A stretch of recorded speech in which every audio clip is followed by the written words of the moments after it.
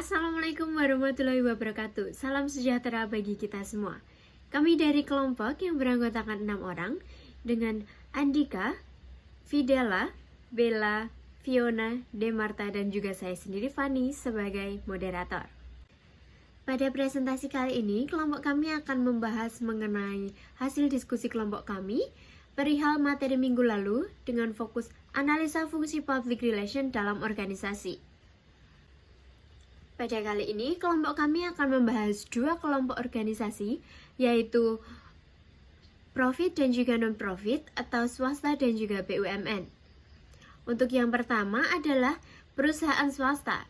Kami mengambil informasi pada website PT Astra International Tbk. PT Astra International Tbk sendiri merupakan perusahaan yang bergerak di industri otomotif. Astra didirikan pada tahun 1957 sebagai perusahaan dagang. Astra saat ini bergerak dalam 8 lini bisnis, yaitu otomotif, jasa keuangan, alat berat, pertambangan dan energi, agribisnis, infrastruktur dan logistik, teknologi informasi, dan juga yang terakhir adalah properti. Lalu, mengapa PT Astra tidak memiliki PR? Seperti selayaknya public relation atau PR harus selalu bergerak mengikuti dinamika zaman, tidak berhenti berinovasi karena perkembangan dunia semakin cepat termasuk di Astra. Dari sisi digital, Astra berupaya untuk aktif di dunia media sosial atau medsos. Meskipun tergolong baru, Astra berusaha membangun karakter akun media sosial agar dapat selalu hadir dalam kehidupan tiap stakeholdernya.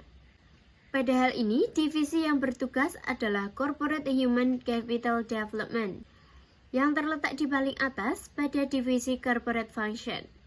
Begitu dari saya. Untuk materi selanjutnya akan dijelaskan oleh rekan saya, Fiona. Silahkan, Fiona. Oke, selanjutnya yaitu ada PT Toyota Motor Manufacturing Indonesia atau biasa disingkat dengan TMMIN, yaitu perusahaan swasta. Sebuah perusahaan yang telah berkiprah selama 50 tahun di Indonesia.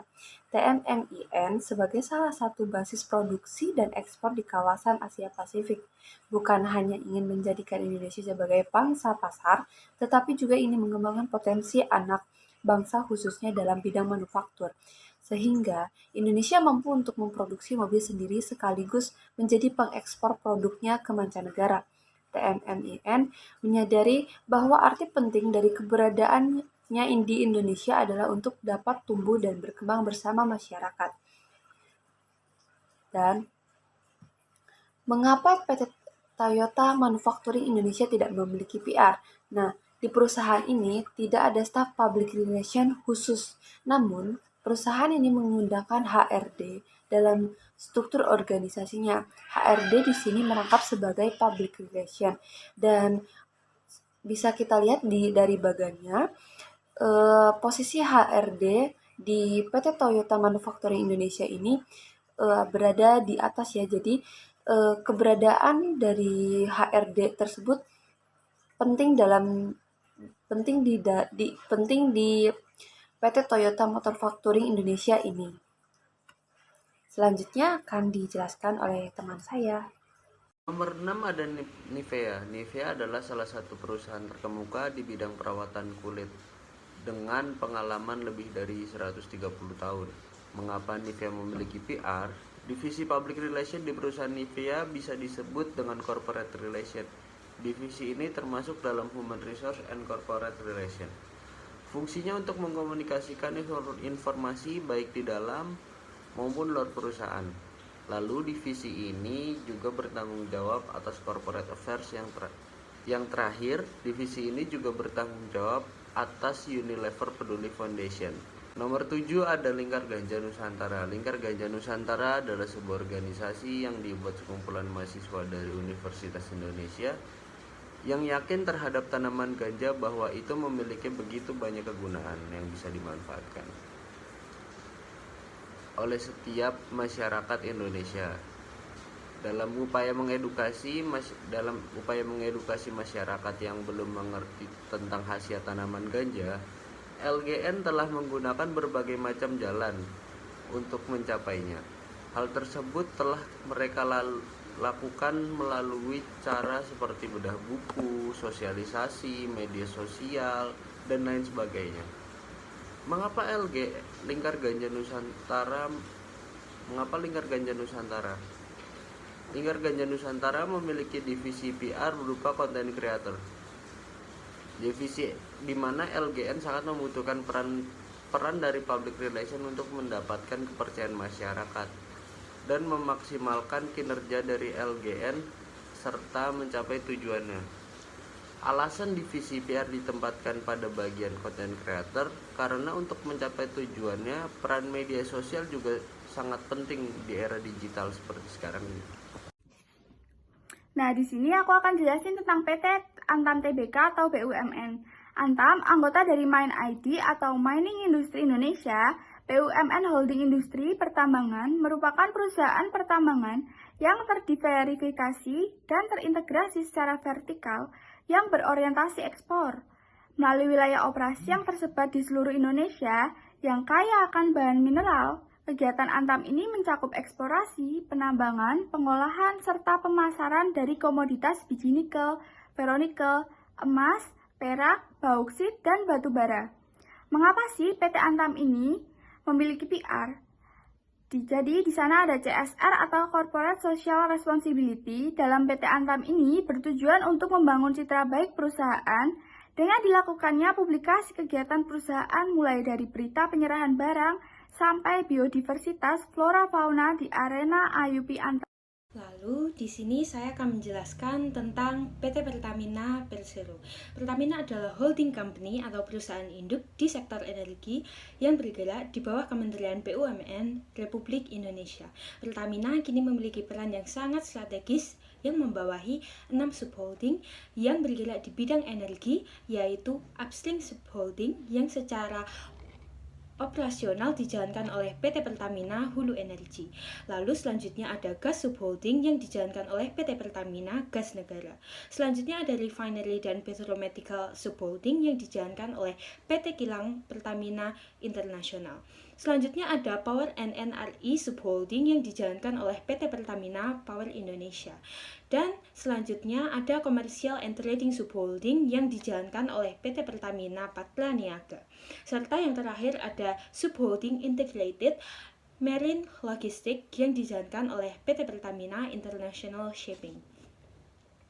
Lalu di slide selanjutnya saya akan menjelaskan apa alasan Pertamina memilih PR dalam perusahaannya.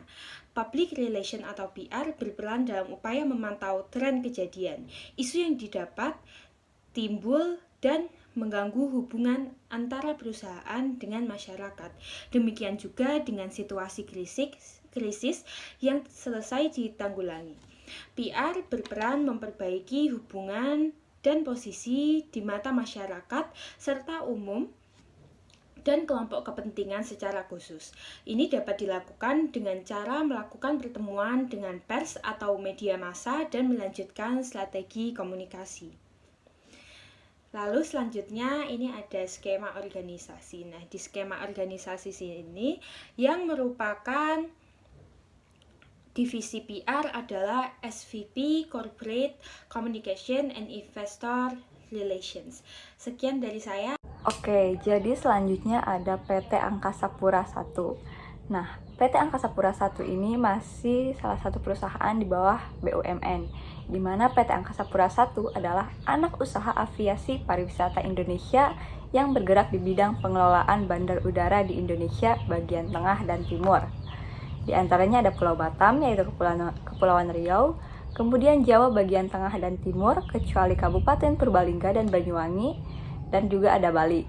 Kemudian untuk Pulau Lombok, yaitu Nusa Tenggara Barat, ada Timur Barat, yaitu Nusa Tenggara Timur, Kalimantan bagian selatan dan timur, Sulawesi bagian utara dan selatan, lalu yang terakhir yaitu Pulau Ambon atau Maluku dan Papua. Kemudian alasan mengapa PT Angkasa Pura I memiliki PR, yaitu tentunya setiap perusahaan ingin memberikan pelayanan yang terbaik, termasuk PT Angkasa Pura I, di mana demi memberikan pelayanan yang terbaik dengan memanfaatkan PR yang ada di perusahaannya. Dan hal tersebut pun terbukti dengan adanya program yang dibuat oleh Marketing Public Relation yang dikonsep oleh PT Angkasa Pura, yaitu program membangun Sapphire Lounge di Terminal 3 Ultimate Bandara Udara Internasional Soekarno-Hatta, di mana tujuan dibangunnya ini yaitu agar memberikan kualitas pelayanan yang terbaik sehingga PT Angkasa Pura I pun lebih dikenal secara luas oleh publik berkat layanannya.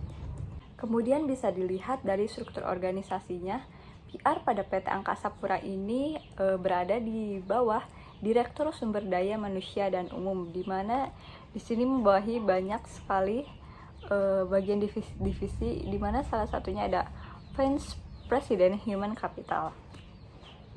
Nah, untuk yang terakhir, kelompok kami yaitu ada PT Garuda Indonesia Tbk. Sama dengan perusahaan yang sebelumnya, PT Garuda Indonesia berada di bawah BUMN, di mana PT Garuda Indonesia ini bergerak dalam melakukan transportasi udara komersial terjadwal bagi penumpang, kargo, dan kiriman domestik atau internasional. Kemudian ada juga melakukan transportasi udara komersial non-schedule bagi penumpang, kargo, dan kiriman domestik atau internasional. Lalu menyediakan perbaikan dan perawatan pesawat terbang untuk memenuhi kebutuhan sendiri dan kebutuhan pihak ketiga. Kemudian ada juga merender layanan pendukung untuk operasi transportasi udara komersial seperti layanan catering dan layanan penanganan darat untuk memenuhi kebutuhan sendiri dan kebutuhan pihak ketiga. Lalu yang terakhir menyediakan layanan sistem informasi yang berkaitan dengan industri penerbangan untuk memenuhi kebutuhan sendiri dan kebutuhan pihak ketiga. Oke, untuk alasan mengapa PT Garuda Indonesia memiliki PR yaitu salah satunya dengan ada corporate social responsibility, di mana PT Garuda Indonesia menggunakan program tersebut karena dianggap paling efektif dalam menyampaikan informasi, mudah dalam mendekatkan perusahaan kepada masyarakat sekitar perusahaan di mana perusahaan berdiri. Hal ini dilihat dari perluasan jangkauan audien di mana ditinjau dari segi ekonomi, mudah terjangkau, mudah diakses untuk mendapatkan informasi yang diinginkan publik. Menjadi salah satu pertimbangan pihak perusahaan untuk bisa dan harus menjalin hubungan yang harmonis. Kemudian dalam struktur organisasi sendiri, PT Garuda Indonesia PR terletak di bawah Direktur SDM dan Umum, di mana ada bagian Human Capital Management. Oke, sekian dari kelompok kami. Saya kembalikan ke moderator. Terima kasih, sekian dari kelompok kami. Mohon maaf apabila terdapat kekurangan atau kesalahan. Kelompok kami akan dengan sangat terbuka menerima kritik dan saran dari teman-teman semua. Wassalamualaikum warahmatullahi wabarakatuh.